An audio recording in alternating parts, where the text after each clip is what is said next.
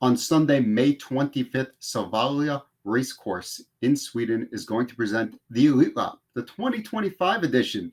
DRF will have free past performances along with live video and horse profiles to get you acclimated with all of them. You could check the QR code on your screen to check that out. And we've also brought in Thomas Svenson to discuss the contenders. He's our international expert, we'll call you, Thomas.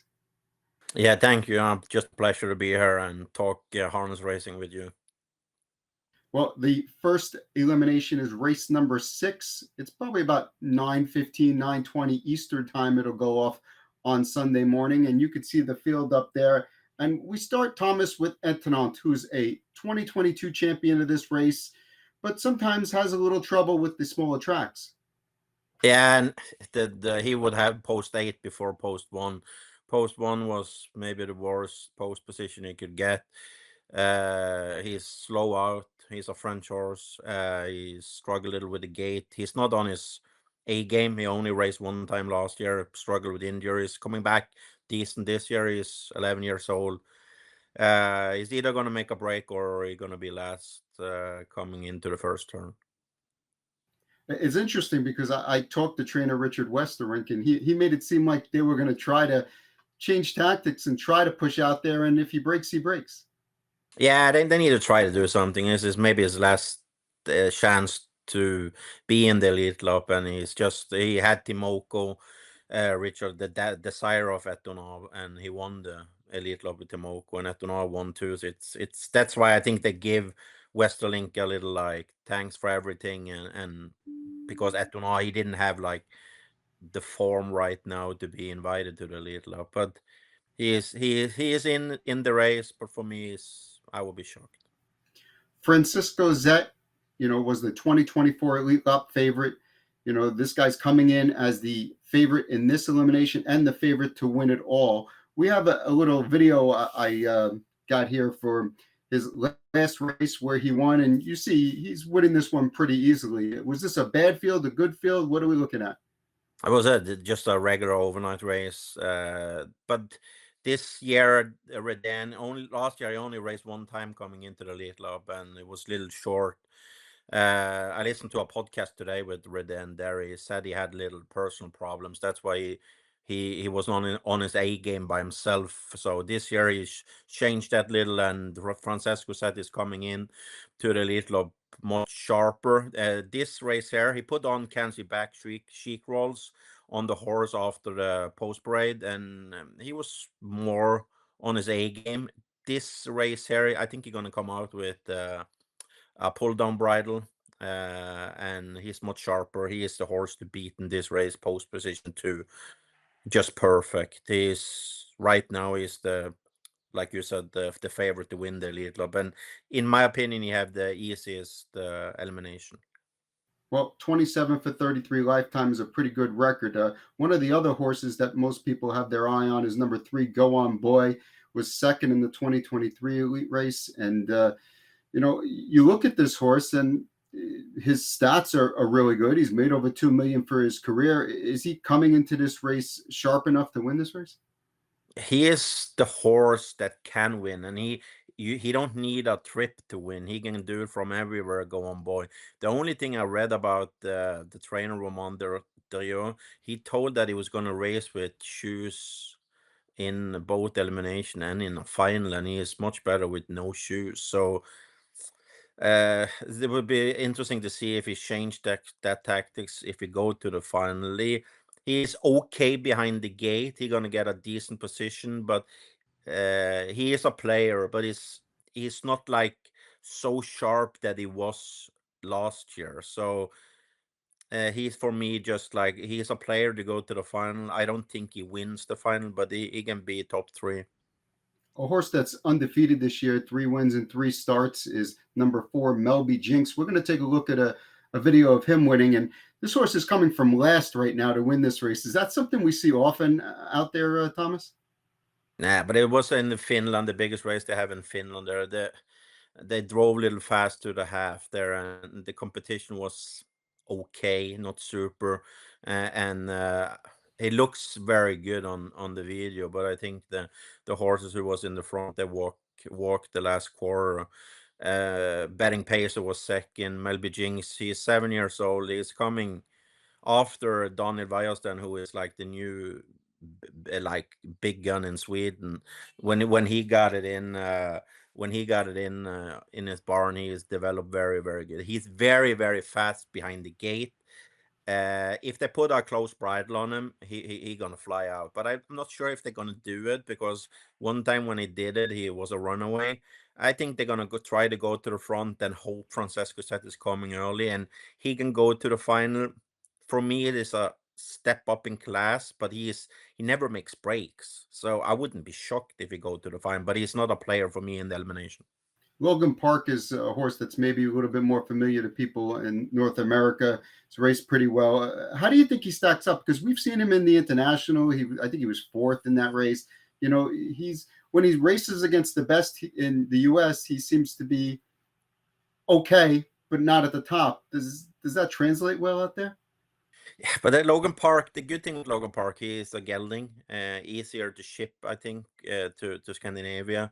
He is a good gated horse. He go around Yonkers. He did good in Lexington, Woodbine. The only question mark I have, he had something that he promised Solvalla and Anders Malmort, that it was not going to race on Lasix in Canada. So he raced the two last races in Canada with no Lasix. For me, that's a big question mark, because horses who have been on Lasix, if they race with no Lasix, and he raced, he had 2 weeks between there, they can bleed little between the races there after races, and going to a flight, flying to Sweden, it's not the perfect plan for me. I read he is standing, a friend of me, Bernie Noren, he is stable at his place. Logan Park have been a little picky eating when he got back there. So it depends. He's very fast behind the gate. Doug McNair in Scandinavia. I hope he have a little plan B, not just a plan A. For me, he can go to the final because he's so good gated, and I hope he can come to the front. If it's going to be hard to get past Melby Jinx, for me, Logan Park can go to the final, but I have the question marks with the no Lasix and race with no Lasix in Canada. I don't think it say anything about the first race there, but if it goes to a final, 2 heat the same days and no Lasix with a horse who has been racing on Lasix, question mark. On the outside of the gate, sometimes it's hard to win from out there. We have A Fair Day, Sharon, and Always EK. A Fair Day broke in the 2024 Elite Lop. Sharon seems to be moving up in class. Always EK coming in from Italy. Any of one of those three stand out for you? Nah, Fair Day is just a Fair Day. This is just the woman who trains her. Last year, she is a small trainer that have a couple of horses, and he is not a professional driver. He have a regular job without the driving. Oscar Ginman, he's fast behind the gate. He the problem with him, you don't know what he do. He can leave. I don't think you have anything to do in the race. Seven Sharon, I know the guy who owns him. He is working for Courant. He's a friend of me, Morten Langley. He owns the dam, and he owns the sire Code Bond. We had him at Aki when I come to America in 2015. Sharon is the best Norwegian horse. I wouldn't be shocked if it's gonna be a little pace in this race here. If Sharon have gonna get a nice helmet the last half, he can pick up a piece, and I wouldn't be shocked if he can come in third or fourth and go to the final. But because that horse, he can definitely uh, go off fast last half. Always Ek. He won the Lotteria in Naples post 8 Cuchadoro. He just gonna take him off the gate, and yeah, he is super sharp, but for me, no. Before we move on to the second elimination, why don't we throw up our picks for the first elimination? We're both going to the same bandwagon here with Francesco Zet. I think that he's sharp now. He's ready, and I think he's in the right spot to win. I think. Yeah, me too. It depends. Elimination and Shieldstorm is not my best guy to go on when I'm on, if I thinking betting wise, because I think it wouldn't be like, if he is second and can save the horse, he wouldn't be do anything for him, because then you're going to get maybe post 3 or 4 in the final. So But Francesco said he is for me the bet. I think he's the best horse, the sharpest horse, and post position driver trainer. So yeah. And just to note, what Thomas was referring to is that you get your post position in the final depending on where you finish in the elim. So if you finish first, you get to choose 1, 2, second, 3, 4, that kind of thing. We're going to move on to race number 7. It's the second elimination. It's another 8-horse field as we try to get the top 4 in each of these. And we start off with Honek, who's the 2023 Elite Lap champion. And last time he was, I'm looking 2 back in his race. He was at Engheim. Did I say that right? Engheim? Yeah, Engien. I'm not the best on French either, but Engien. I Engien. think Engien or something. Yeah. 3 of these horses, Honek, Huckleberry, and Hussard de la Gillette, all came out of that race recently. 2 of them, it was their last start. One of them, Honek, it was 2 starts back. We'll take a look at that replay because, it involves 3 horses here. And it also involves Goan Boya, who ends up finishing second here. It looked like he might win the race, but he got caught from behind. Yeah, I got caught from behind. Many nice horses. I think Etonal was in the race too. He was in the lead there, and he got sixth in that race. And Hussard de Landre. They met each other so many times. Those French horses on the tracks down there. It's coming up to Solvalla. Then you need to take a look on the horses who maybe can benefit coming back to a 5-8 track that is fast. They're going to have an American race bike on. It's not allowed in France. They're going to race with no shoes. They do that many times in France too, but it's little different. Like Honek. Honek is not a horse that do very good in France on the big tracks on Vincennes, but when he comes to Solvalla, it's like, it's the best thing for him coming to a 5-8 fast. He loved that track. One of the things we didn't see in that video, number 2, Hooker Berry, 2023 Prix d'Amérique champion. The beginning of that race, he was throwing his head all around. Doesn't look like he wears an overcheck, and he seemed very hard to steal. Made 2 moves to the lead early in that race, so he was used kind of hard. It seemed like an improved effort to me. Yeah, Huckleberry is a top horse. He's maybe on his A game. He's maybe the best horse of the French horses. He haven't been on his A game for almost a long. He made $300,000 last year, but he only won 1 or 16. But they changed little thing this year. He is listed with Frank LeBlanc as a trainer. But he's still trained by Basir family. But Frank LeBlanc have farm for stallions, and he is a stud Huckleberry. So he's standing there to do his duty as a stud, and that waking him a little up, like he's more on his A game. When you're gonna see the warm up, he have no overcheck. He's running with his head down. He's red like chestnut, so he's very beautiful. And I think Solvalla will be the perfect track for him. 5-8. They don't need to go up and down in the big French tracks. The only question mark I have, I'm not a big fan of the driver. Nicolas Basir is the son to Jean-Michel Basir. He is son who have the last name. He don't have the talent as a dad, but he have a good horse. He have a good post. So how much wrong can he do? He is, for me, one of the players in this race, because I think we can get a little decent over odds on him. He wouldn't be like bet too hard, because I know the Swedish gamblers, they don't like Nicolas Basir as a driver. Mm-hmm. Number 3 is Don Fanucci Zet. I mean, looking at this horse, it seems like he won the 2021 Elite Lap. It seems like he's been better, since he's come to Sweden over the last couple starts than he was prior to that in France. Yeah, France, for me, France is a too big track for him. But I think it made him harder as a horse. He's 9 years old now. He's been in the Elite of 5 years in a row. I think when I listened to Reden today on the podcast, he aimed for next year. So he would be the first horse to be 6 year in a row in the Elite Lap. He had a throat surgery this winter, Don Fanucci said. I think that helped him. And I think the hard races in France helped him. It's a little new driver for Scandinavian people on him, Paul Philippe Plaquin. Reden got a very good connection with him in France and used him in France on a couple of his horses, and he protect the horses. Reden is he's a big thinker. Like if you can see a guy who take care of your horses, he always gives something back. And he promised if he had 2 horses in the elite club, he promised him he was going to drive Don Fanucci said, and been winning 2 overnight races very easy, good post position.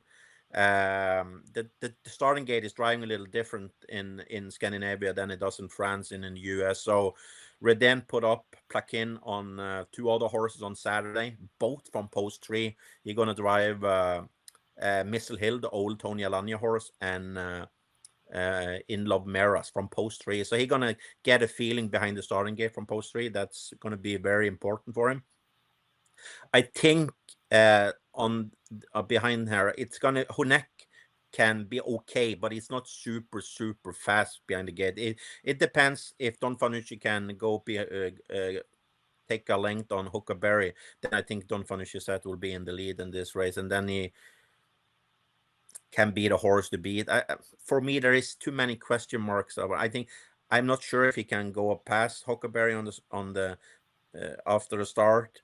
I have a question mark about the driver in first time in Scandinavia, and I think 9 years old. That's why I don't have him on my pick on the horses to go to the final. But I wouldn't be shocked if he go to the final. He's a war horse, Don Fanucci. Mel B. Net was actually 0 for 11 last year, and since then he's gone 8 for 8. A lot of those wins have come over the Solvalla course. Is he a contender in here? Is he not? I mean, what do those 8 straight wins mean? There was very big talk in Sweden because he got invited very early to the elite club of Anders Malmrot. But I think it also was led because of the trainers, Timo Normos, who is a Solvalla trainer, never won the elite club, won everything else. So I think they gave him a invitation so he can plan Melby Knecht's races a little early, not like he need to go into more races and show anything. He has been going in the silver division in Sweden and impressed very much. And I know Magnus Djuse, the driver, is super high on him.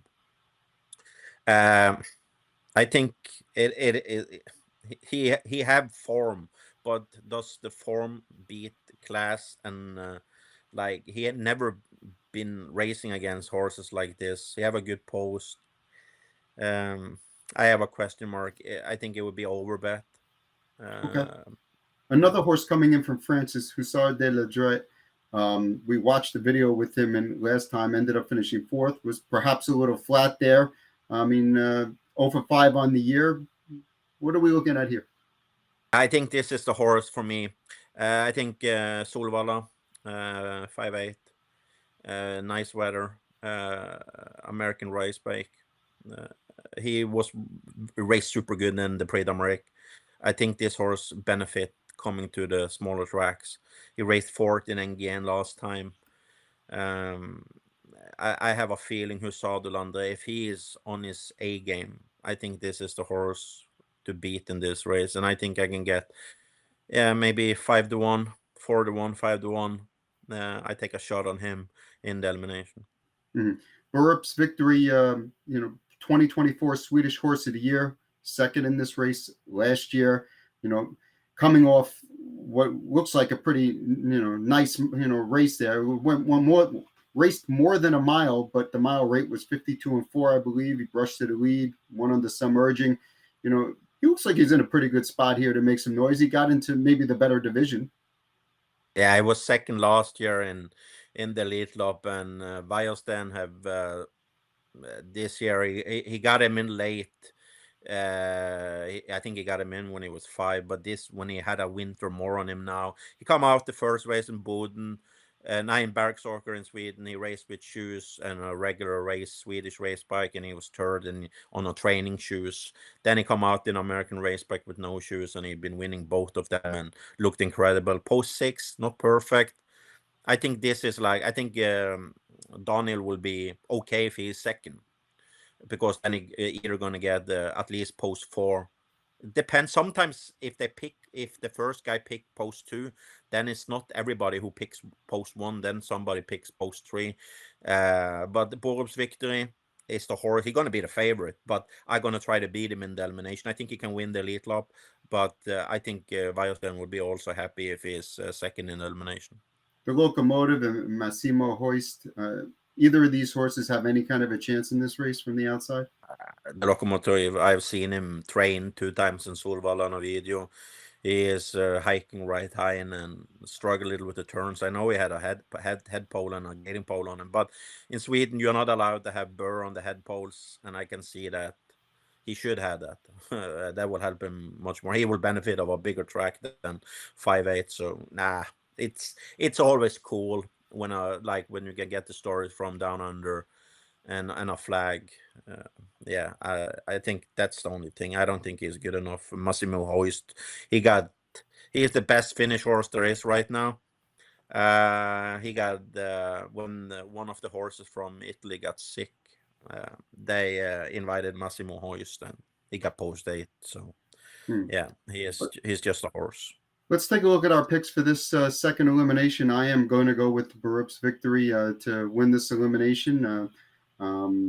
Hopefully, for the connections, he can find a way to win the final 2 and avenge that second last year. I don't know if that's going to happen, and a little hard to predict what's going to happen in the final before the elims are run. But Thomas went with the 5, Hussard du Leget. Yeah, I went with Hussard du Landret. I think I can get a 4-1, 5-1 on him, and I think he benefit of Solvalla. I'm gonna play Hussard du Landret and Huckleberry high on my pick 7 on the multi tickets and like that. So, but the Hussard du Landret is my pick. And just as long as we have you here, there's obviously a full card. It starts at 6:45 in the morning Eastern time. Is there anything else on the card? Is there like one other horse that you're thinking like, hey, this is one people should consider playing? Oh, not sure. You took me off the record now. Yeah, I threw you a curveball, Thomas. That's... Yeah, you did that. You did that. I should have one. I have the But program I'm sure in front of me. I'm going to let you think about it. And while you think about it, I'm going to tell you that you can get free pass performances for the entire card on DRF.com/harness. That's the harness homepage. You'll also be able to watch all the races live, so there's no searching around for where can I watch the Elite Lap. You can see it all on the same page. We'll have profiles of all the Elite Lap starters as well. So there's plenty to like there, as well as this video is going to house there. And, I'm going to throw it back to Thomas and see if he found another horse. And if not, that's fine too. Yeah, it's very early for the US people. It's the first race. We have a speed race. They're going to go 3/8 of a mile. They are in like 1 to 3 first, and then 4 to 6, and then 7 to 9. They have 3 heats, and then then the winner in every heat is gonna go up against each other in a final. I think number 8, Jaguar Dream, it's the race 1. I think number 8, Jaguar Dream, can be a winner. Okay, sounds good. Race 1, he gave you a winner. We have 2 Elite Lap divisions coming up on Sunday morning, 6:45 a.m. They should go off somewhere in the 9 o'clock hour, and then the final about 11:30 or so. Thanks for joining us, Thomas, and everyone else. Good luck. Thank you.